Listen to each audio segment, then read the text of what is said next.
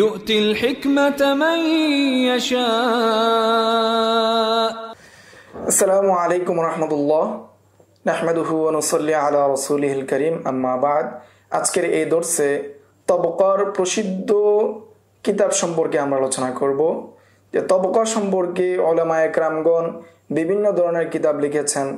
কত তবকা রয়েছে বা তবকার কিতাব রয়েছে, যে তবকার মধ্যে শুধু সাহাবায়ে কেরামের তবকা উল্লেখ রয়েছে, যেমন তবকাতু মান রাওয়া আনিন নবী সাল্লাল্লাহু আলাইহি ওয়াসাল্লাম।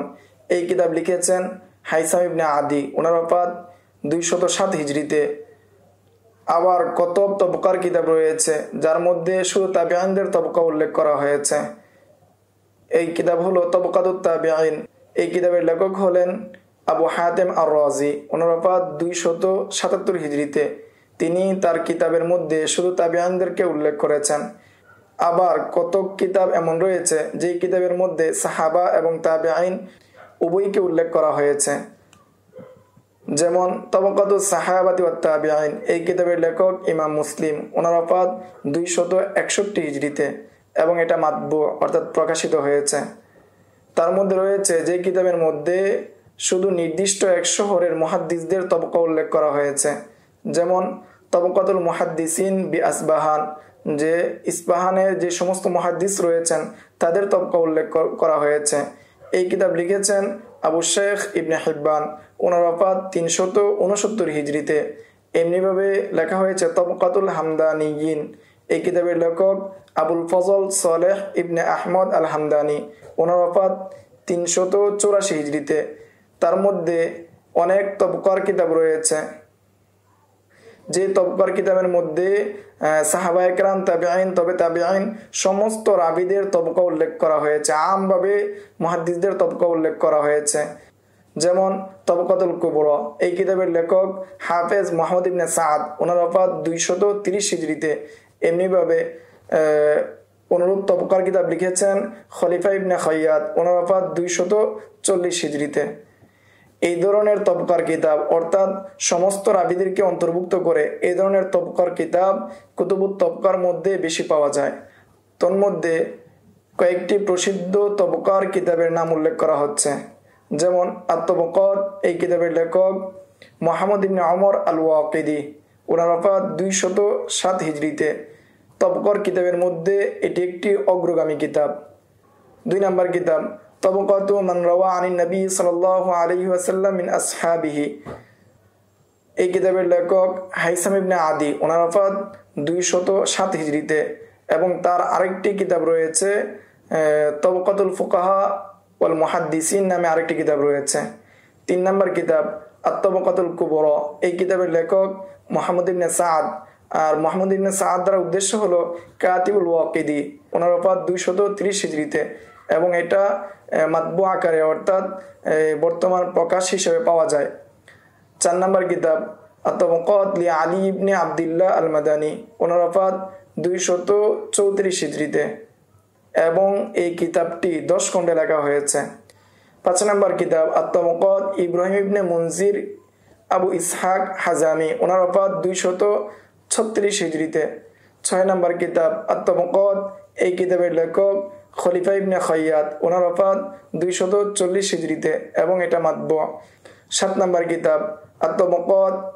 এই কিতাবের লেখক আবু ইসহাক মুহাম্মদ ইবনে ইব্রাহিম ইবনে সামিয়া আদ-দিমাশকি, ওনার ওফাত 259 হিজরিতে। 8 নম্বর কিতাব আত-তবকাত। এই কিতাবের লেখক আব্দুর রহমান ইবনে ইব্রাহিম ইবনে আমর আদ-দিমাশকি। 9 নম্বর কিতাব আত-তবকাত। এই কিতাবের লেখক ইমাম মুসলিম, ওনার ওফাত 261 হিজরিতে এবং এটা মাতবু। 10 নম্বর কিতাব আত-তবকাত। এই কিতাবের লেখক আবু বকর মুহাম্মদ ইবনে আব্দুল্লাহ ইবনে আব্দুর রহিম আল বারকি, ওনার ওফাত 249 হিজরিতে। 11 নম্বর কিতাব তবকাতুত তাবিঈন। এই কিতাবের লেখক আবু হাতেম মুহাম্মদ ইবনে ইদ্রিস আর রাজি, ওনার ওফাত 277 হিজরিতে। 12 নম্বর কিতাব আত-তবকাত। এই কিতাবের লেখক আবু জুরআ আদ-দিমাশকি।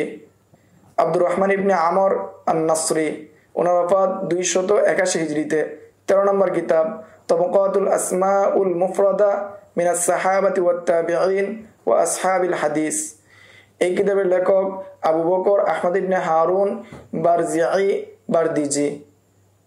ওনার ওফাত 301 হিজরিতে।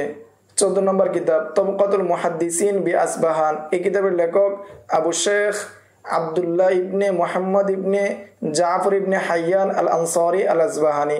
ওনার ওফাত 369 হিজরিতে এবং এই কিতাবটিও মাতবু।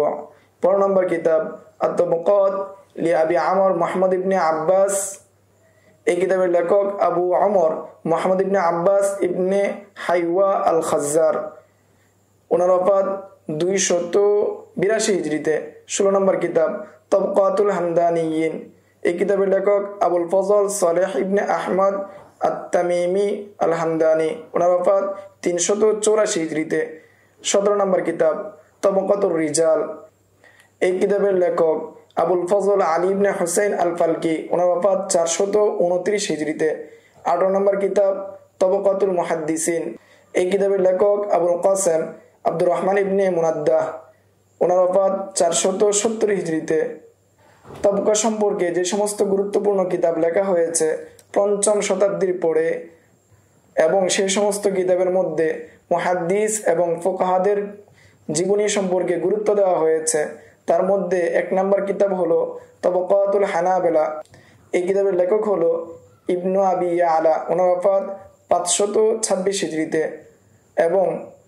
এবং হাফেজ ইবনে রজব তিনি এই কিতাবের উপর জাইল করেছেন, অর্থাৎ যে সমস্ত তবকাকে ইবনে আবি ইয়ালা উল্লেখ করেন নাই সেই সমস্ত তবকাকে উল্লেখ করা হয়েছে। এই দুটি কিতাবই মাতবু অর্থাৎ প্রকাশ আকারে পাওয়া যায়। 2 নম্বর কিতাব তাবাকাতুশ শাফিঈয়া। এই কিতাবের লেখক ইবনে নুকতা। ওনার ওফাত 629 হিজরিতে। এটাও মাতবু। 3 নম্বর কিতাব তাজকিরাতুল হুফাজ। এই কিতাবের লেখক আবু আব্দুল্লাহ যাহাবি। ওনার ওফাত 748 হিজরিতে। এটাও মাতবু। 4 নম্বর কিতাব তাবাকাতুশ শাফিঈয়া। এই কিতাবের লেখক তাজউদ্দিন সুবকি। ওনার ওফাত 771 হিজরিতে। এই কিতাবটিও মাতবু। এই ছিল তবকা সম্পর্কে প্রসিদ্ধ কিতাব সম্পর্কে সংক্ষিপ্ত আলোচনা। আসসালামু আলাইকুম ওয়া রাহমাতুল্লাহ। ومن يؤت الحكمة فقد أوتي خيرا كثيرا وما يذكر إلا أولو